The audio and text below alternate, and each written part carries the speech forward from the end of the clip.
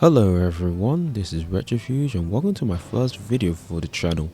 And I want to start off with asking a question. Does the 3D platformer genre have a nostalgia problem?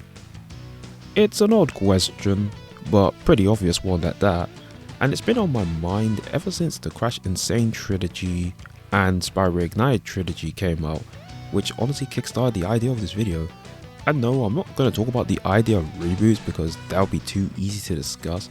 But I rather want to discuss why the nostalgia pretty much is a problem with this whole genre and how it dictates the quality of these games going into the future. But for a bit of background, I'm someone who pretty much grew up with this genre ever since he started playing Spyro Year the Dragon on the PS1 back in the day, like literally the 2000s. And I'm serious, by the way, it was really my first game. Ever since then, it's been my go-to experience during my formative years, and trust me, I have played a ton of these games, pretty much more than most genres at that point. And I've been there since the revival of this genre and even the death of it back in the day in the 2005 when games became more gritty. But there's always been this common notion I've been seeing amongst platformer fans who seem to be very vocal about these series returning to promise again, and I feel like that's pretty much due to the title of the video, nostalgia. While I can talk about why modern interpretations of platformers don't fit the modern gaming climate, which has been done to death, I'm going to talk about something a tad bit different. While nostalgia is something which is generally brought up, I haven't seen it discussed in much detail, which I probably want to tackle today, and how much nostalgia towards these franchises causes more harm than good, which I'll divide into three categories. First one is the revival problem, the second one is pretty much the fan appreciation and outcry, and the third one will be the spiritual successors, which, trust me, there's quite a bit I could talk about with this one. So let's start with the first one. One thing that always been plaguing the industry for a good while is this obsession with remake culture. And while I understand why it's done, it's mostly for monetary reasons. For the most part, I've been seeing it almost being weaponized in a sense that our nostalgia is kind of used for these companies to make a quick buck.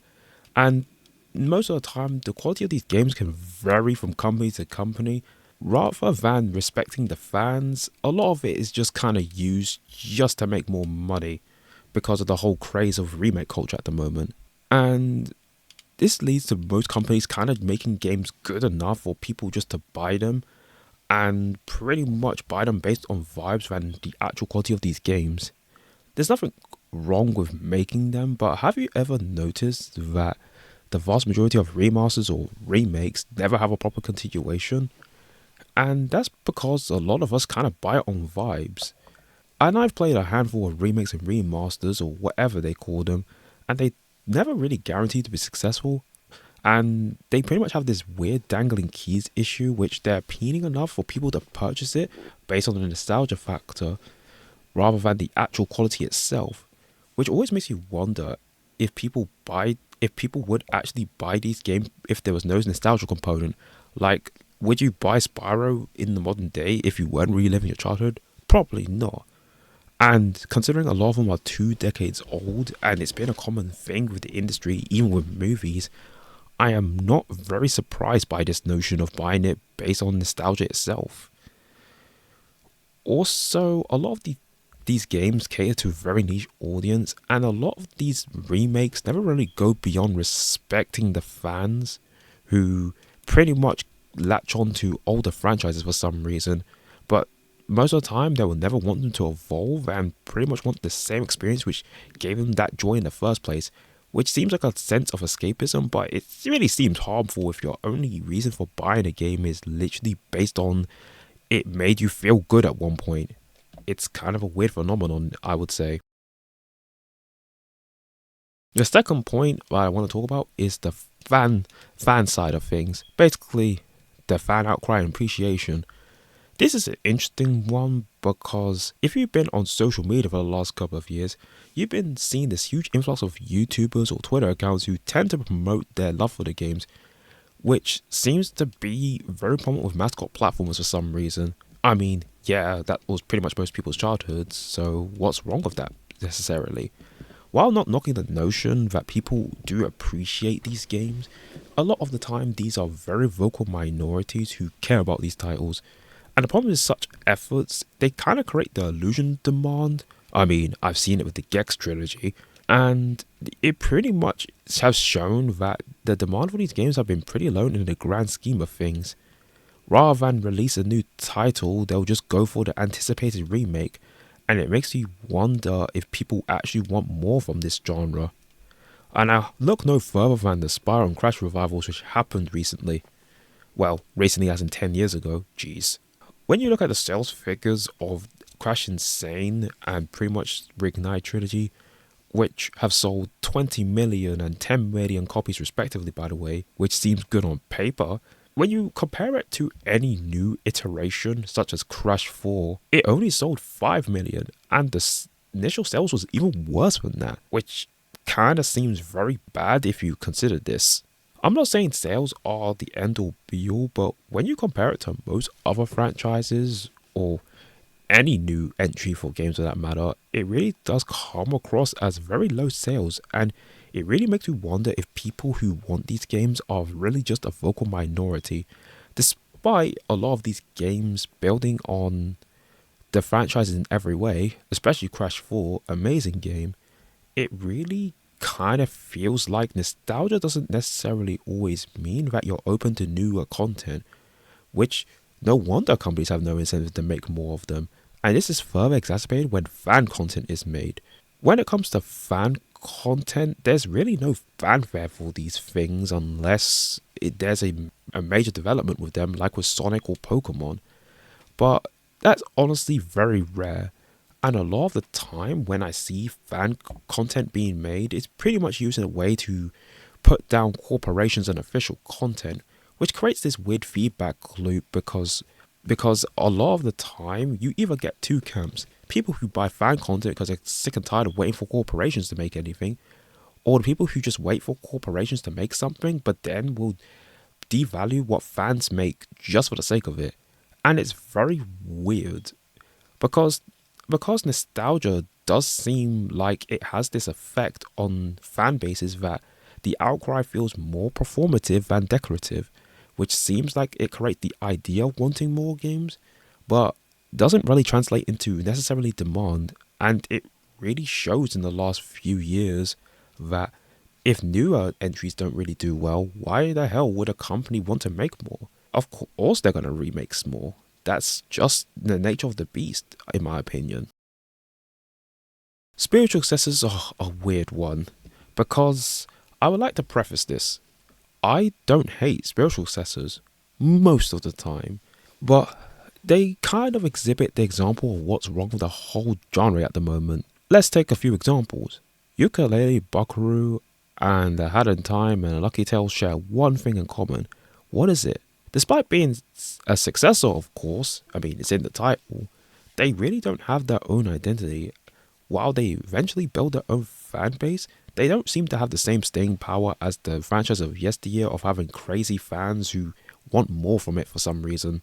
And that makes me feel the reason why people don't really vibe with spiritual successors as much is because they lack the competitive edge that made the yesteryear platformers so appealing in the first place, and honestly holds them back. This is because they rely on familiarity rather than reinventing the wheel and evolving the genre in meaningful ways. Essentially, you will just end up imitations of these inspired games than original IPs that can stand on their own. And it doesn't help that the 3D platformer genre is kind of worked on by the very people who grew up with it, who already have a very limited pool of inspired games to choose from. I mean, the vast majority of people who make these games will only stick with one series, then never really go beyond it, and go as far as to make a game which is exactly like the game they grew up with, which always feels like spiritual successors are kind of made just because they're so sick of waiting for official content, but instead of making fan games because of, their fateful DMCA or cease and desist, they kind of make their own game with their own OC in it. And following from that, you'll always get people who are inspired by the likes of Banjo, Spyro, Crash, or whatever, but you'll never see inspirations from the lesser known platformers like, something like Dr. Muto or Kaya the Dark Ninja or something, which I don't blame people. But at the end of the day, in this competitive landscape of platformers, most of the time people in the indie space just copy from the best of the genre. And you've seen it with nostalgic games before, who rely on the essence and the aesthetics of those games rather than actually making something original. And instead of learning from the worst or the underdogs of the 3D platformer genre, which makes sense, it kind of kills any sort of uniqueness that these indie successors can have, because their successors honestly feels more insulting to the idea of being a successor, because aren't successors supposed to, evolve something, not just recreate it? It just almost feels kind of contradictory to the whole idea of the word successor. I mean, it's supposed to mean sequel, guys. It doesn't mean you just copy the game and put your character in it and call it a day. And you see it with so many genres too, so it's not even like 3D platformers are the only problem in the indie space with this issue. Well, this kind of notion leads to the comparison of said games in the first place. Instead of worshipping the games on their own merits, it really does come across that developers feel so unconfident in their own work, they have to remind potential buyers that, hey guys, my game is similar to Mario 64, my game is similar to Kingdom Hearts, or any other game which is inspired by. I mean, just making a hodgepodge of many games putting together just to put your own character in it doesn't feel very inspired now, is it? And it's probably why I kind of stopped checking them out as of late. Because if I'm gonna be really honest, if your only aim is to replicate a game that you've played before or I played before, why should anyone play your indie 3D platformer? And you even see it with Sonic inspired games, which all they do is essentially fix, in quotations, Sonic's problems, but they never really become anything more meaningful than just a Sonic clone. And look, it sounds reductive, but you see it with other 3D platformers as well that are trying to revive themselves in the indie space, which you see some interesting examples of games trying to have a new take on the genre. So overall, they kind of fall flat in the grand scheme of things, which is a shame, because a lot of the time, these games rarely have their own identity in the process. So why are all these 3 points important? This is because I actually want more from this genre. Because, let's be honest, I'm kind of getting sick of nostalgia being a core function of why people invest in these games. And it almost feels so cynical and disrespectful to the genre which inspired so many other games going forward. Especially when they can only be talked about by how much they defined your childhood, rather than how good they are on their own merit. Which makes me ask the question, do you like these games for your childhood? Which is probably 90% of people. Or do we actually want to see more? If you're the latter, I rather would want people to look at these games more critically. And it's honestly weird coming from someone who's beyond the age demographic to even care. But let's be brutally honest. When you see games like Mario Odyssey and Donkey Kong Bonanza, which comes out recently, or even Sonic trying to redefine expectations, it really is a shame that we can't expect the same for our other beloved series. Instead, it's just, hey guys, I want to relive my childhood, but I don't want to actually play more of these games. And I don't want more either. And it really makes me ask if nostalgia really induces low expectations. Because, let's be brutally honest, if that's your expectation to play your game based on how it makes you feel, then pretty much I don't think this genre should ever come back, to be honest. But what do you guys think? Do you think nostalgia is the issues, or am I just rambling for no reason? If you want to comment or like, I don't know if I'll make more of these, but I hope that you enjoyed the video in some way, and I'll see you in the next one. Bye for now.